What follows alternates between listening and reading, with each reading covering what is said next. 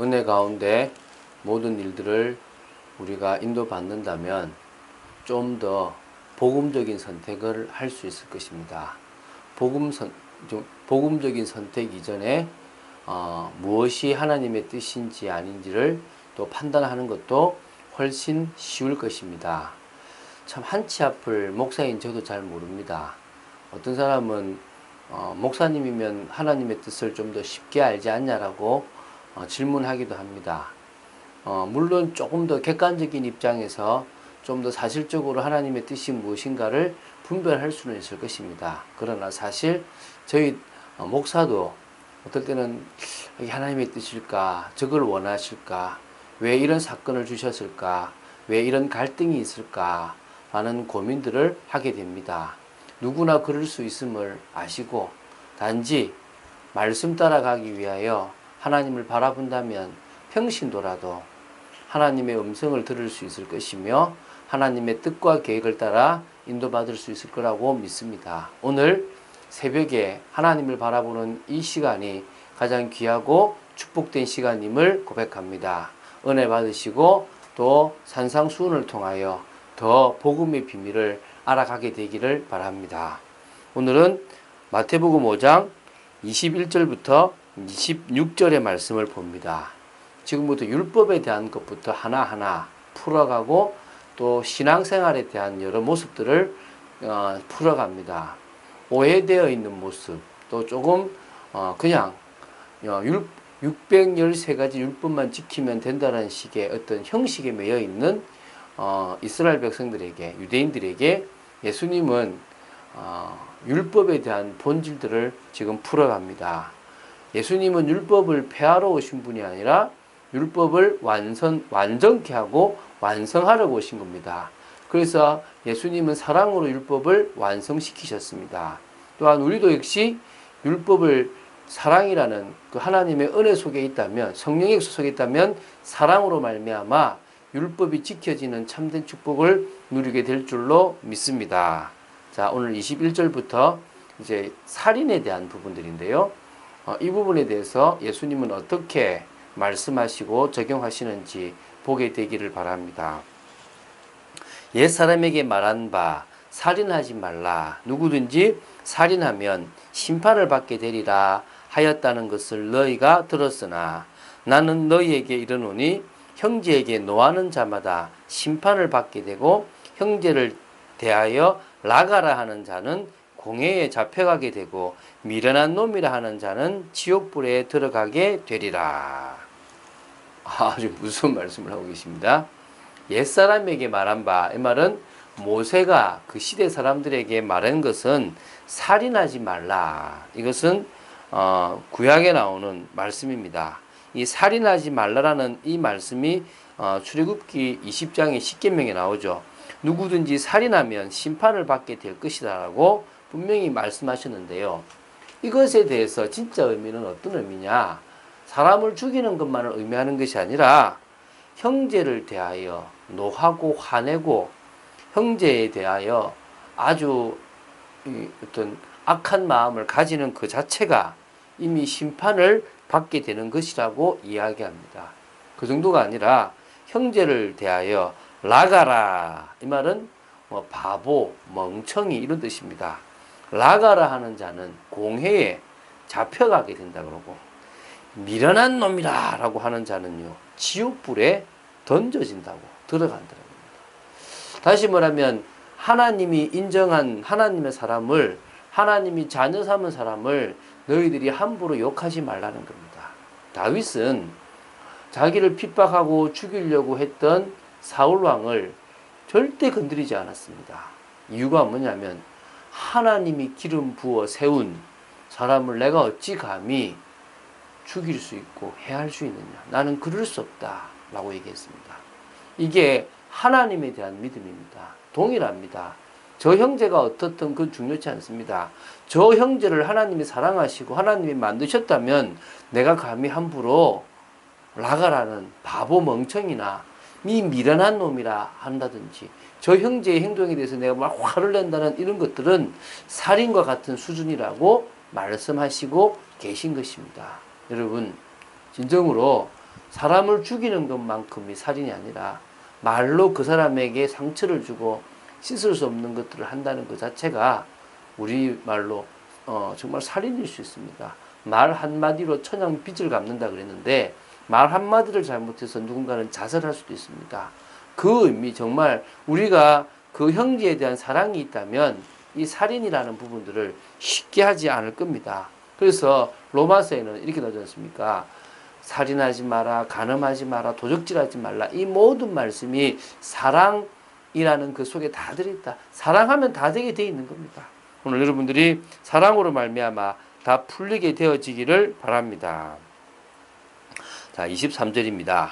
그러므로 예물을 제단에 드리려다가 거기서 내 형제에게 원망 들을 만한 일이 있는 것이 생각나거든 예물을 제단 앞에 두고 먼저 가서 형제와 화목하고 그 후에 와서 예물을 드리라. 그래서요, 우리가 하나님께 예배드리고 하나님과의 관계를 회복하는 게 먼저가 아니라는 겁니다. 예물을 드린다는 말은 지금 우리는 헌금으로 생각할 수 있겠지만은 그 당시에는 제물입니다. 피제사니까요. 그 제물로 말미암아 내가 죄 사함을 받는 거, 속죄제, 속건제 이런 거 있지 않습니까? 그렇죠? 그런 제사를 통하여 죄 사함을 받는 것보다 더 중요한 것은 형제에게 원망 들을 일이 없는 게 중요하고 형제와의 관계를 회복하는 것이 중요하다는 겁니다. 한국의 기독교가 욕을 얻어먹는 것 중에 하나가, 아니 전 세계에 그럴 수도 있겠죠. 다른 사람을 잘못하고 다른 사람에게 큰 해를 끼치고 나서 주님을 만나서 회개함 받았다고 그거에 대한 어떤 죄책감이 사라져 버리는 거, 그것은요 하나님 주신 마음이 아닙니다. 성령이 더 그 사람하고의 관계를 회복하라고 계속 마음을 주시는 게 정상입니다. 근데 그러지 않고 자기 위안을 삼는다면 그건 잘못된 거죠. 오늘 분명히 말씀하지 않습니까? 예물을 제단 앞에 두고 먼저 가서 형제와 화목하고 그 후에 와서 예물을 드리라 얘기합니다. 하나님과의 관계 이전에 사람과의 관계를 먼저 회복해라. 그게 율법의 시작이다. 믿는 사람일수록 더 사람에 대한 잘못함이 느껴지는 거다.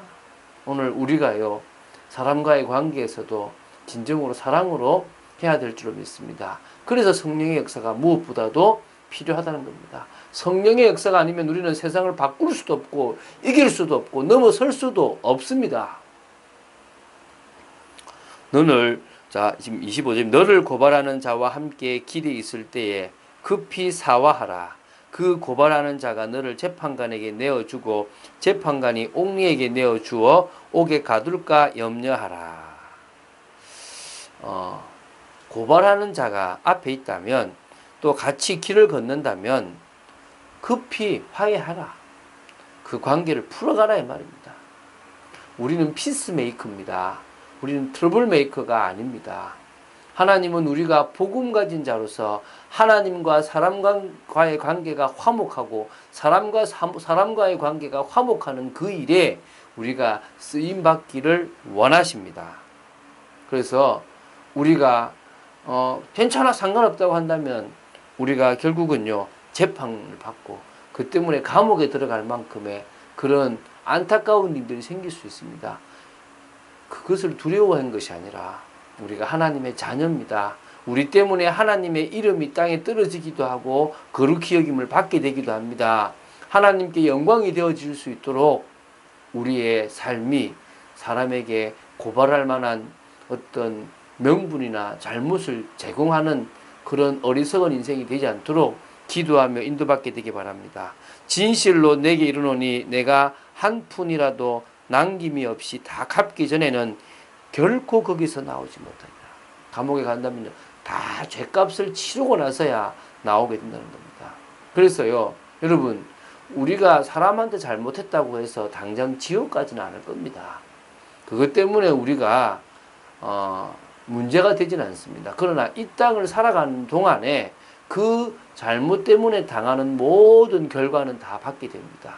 물론 그것을 좀 감해 주시는 부분도 있겠지만 오늘 말씀처럼요, 다 거기에 맞는 아픔과 고통과 시련과 또 고난을 다 당한 후에 끝이 난다는 겁니다.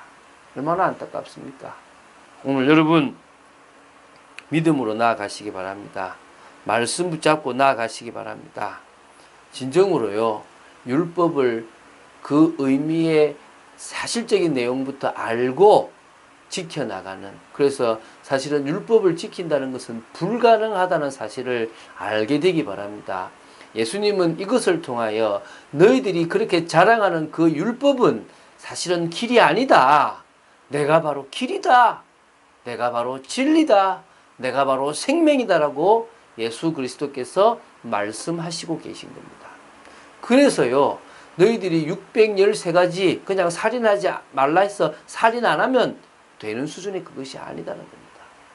오늘 우리는요, 믿음이라는 그 힘으로 말미암아 하나님의 능력을 덧입고, 믿음이라는 그 능력으로 말미암아 하나님이 하시는 역사를 우리 삶에 보게 되어질 줄로 믿습니다. 그러기 위해서 진정으로 감사부터 회복하는, 범사에 감사하는, 그 전에 쉬지 말고 기도하는, 그 전에 항상 기뻐하는 여러분 되시기를 예수님의 이름으로 축원드립니다. 현장에요, 우리가 성도들이 많이 있습니다. 우리가 많이 있습니다. 우리는요, 현장에서 핍박을 받기도 하고 어려움을 당하기도 합니다. 그러나 우리의 목적은 핍박을 받는 것이 아니라 그 핍박과 모든 어려움 속에서 하나님이 하나님 되고 하나님이 진정으로 참신임을 드러내며 하나님께 영광 돌리는 것이 중요합니다. 그래서 우리의 삶은 불신자의 삶보다 더 어려울 수 있습니다. 성령의 능력이 아니면 참 힘든 삶일 수 있습니다. 많은 사람들은 사단이 만들어 놓은 12가지 문제에 빠져서 허우적대고 있습니다. 우리에게 복음의 비밀과 기도의 비밀이 있기 때문에, 다시 말하면 문제를 이기는 답을 가지고 있기 때문에 우리는 그 속에서 승리할 수 있는 겁니다. 더더욱 집중을 통하여 그런 축복을 누리게 되기 바랍니다. 우리 때문에 현장에 하나님의 나라가 임하며 우리를 통하여 기도의 능력이 나타나며 하나님의 역사가 나타나는 축복이 있게 되길 바랍니다. 오늘도 여러분, 이익이 아니라 하나님의 나라와 또 하나님이 하늘에서 이루신 그 뜻이 이 땅에서 이루어지도록 기도하며 인도받는 여러분 되시기를 예수님의 이름으로 축원드립니다. 주는 그리스도시요 살아계신 하나님의 아들이심을 고백합니다. 진정으로 저희들이 율법을 새롭게 알게 되기를 바랍니다. 살인하지 말라고 하신 하나님의 말씀의 참뜻이 형제에게 화를 내거나 욕을 하거나 멸시하는 그 자체까지도 포함된다는 사실을 알고 저희들이 사랑이라는 그 하나님의 은혜로 말미암아 사람을 존귀 여기며 사랑하는 그런 은혜가 넘치도록 역사하여 주시옵시며, 진정으로 할 수 없는 그것을 하나님이 해 나가실 줄로 믿습니다. 12가지 인생의 문제를 넘어서는 저희들 되도록 지켜 주시옵소서. 주 예수 그리스도 이름으로 기도드립니다. 아멘.